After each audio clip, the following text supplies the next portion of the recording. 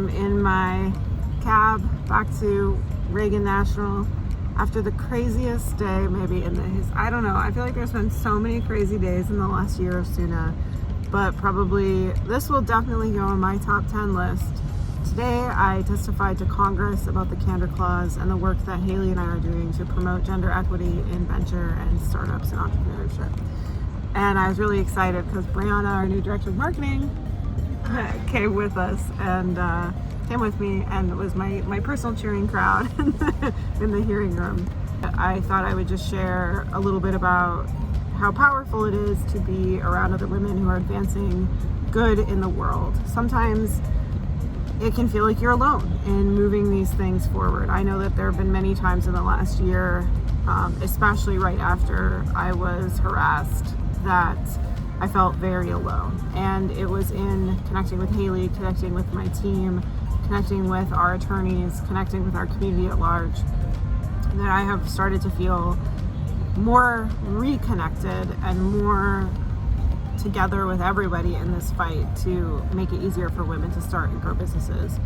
Today at the hearing, I got to testify alongside the Commissioner of the Equal Employment Opportunity Office. I got to testify next to a woman who is an attorney at the ACLU, and that was a huge honor, but probably the bigger honor was realizing that I was there with Drew Dixon, who very famously, credibly accused the most famous music producers in the world of sexual assault, and spearheaded a whole other Me Too movement as part of it, and an incredible young woman named Kim who is working to expose the sexual harassment at McDonald's. And you think about how much bravery it requires for these people to come forward, and it's humbling. I feel so humbled right now because it's not easy to talk about, but it's not easy to keep talking about it.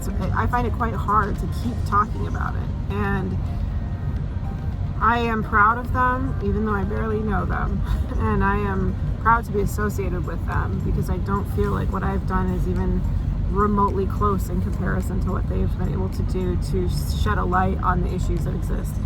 And this is just one of the things that I think is so hard for folks to understand is, I've been asked so many times, like, why are you doing this? And the thing is because if I don't do it, nothing's going to happen. If Kim doesn't say anything about McDonald's having sexual harassment problem, nothing's going to happen.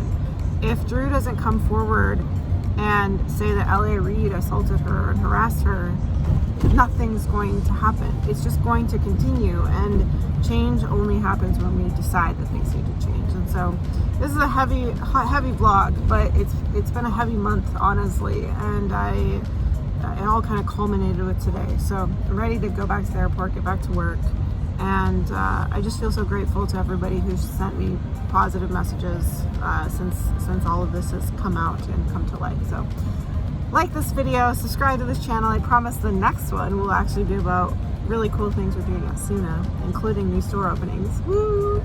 And we'll see you next time. Bye, guys.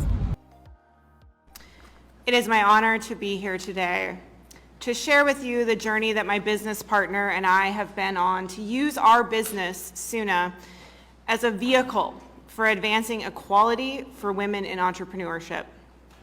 When I was born in 1986 in northern Minnesota, a woman could not get a credit card without a husband at a bank.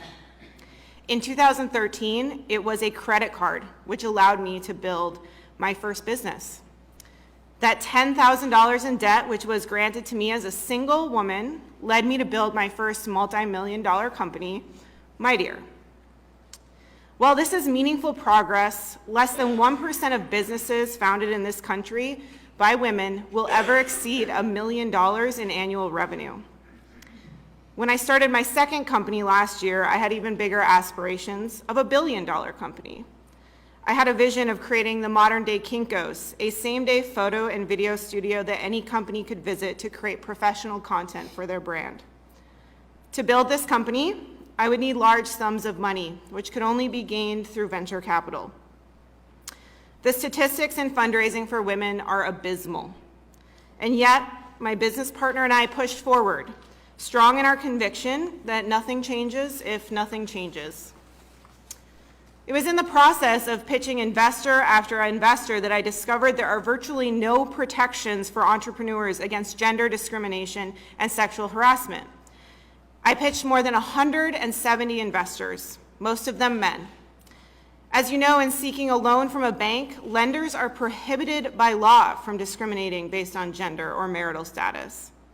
As an employer, I understood what interview questions were considered acceptable and legally compliant. But in my meetings with investors, which are very similar to interviews, no such protections were extended to me. I was routinely asked about my marital status, my childbearing history, and my intentions around family planning.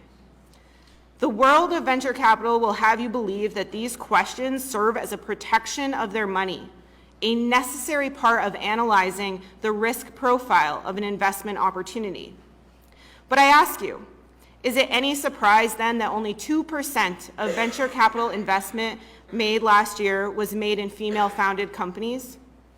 It's no surprise to me, but there are no regulations guarding against gender discrimination in institutional investing. It should be stated at this point in history, women are creating businesses at record rates. In February of 2019, I was in final negotiations with a potential investor for Soona when I received late-night text messages from him containing explicit language and photos. I immediately cut ties with this individual, but I could not shake the question, why were there no protections for me?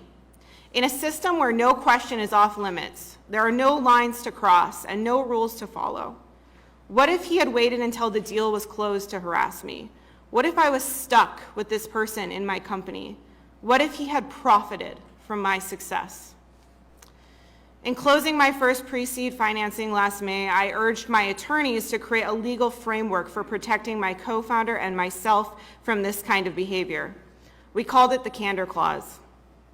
The clause outlines that all investment parties are required to disclose any instances of sexual harassment, assault, or gender discrimination. Failure to disclose provides me, as the business owner, the ability to buy the other party out of the company, regardless of the increased value of the company at a later date. We called it the Candor Clause because we knew it was going to require radical candor with our investors to talk about how we want to do business at the very earliest stages of the relationship. Cumulatively, I raised over $5 million in 2019, and the Candor Clause was signed at each turn by more than 30 investors. More importantly, I asked my legal counsel to allow me to distribute the clause and make it open source and freely available to any entrepreneur anywhere in the world to use in their fundraising at candorclause.com. To date, we are aware of more than 50 financing deals that have used the clause. And while I'm proud of this work, I feel it necessary to tell you, my dream was not the Candor Clause. My dream is to build a billion-dollar business founded by a woman in the United States of America. At the beginning of this testimony, I mentioned being born in northern Minnesota because the first successful class action lawsuit against a company started in my backyard. Jensen versus Evelyn Taconite Co. was the first of many actions that protected women and unlocked our potential as a nation. I feel I am a daughter of that work. There is so much more work ahead, and I thank you for allowing me to share our work and the Candor Clause with you.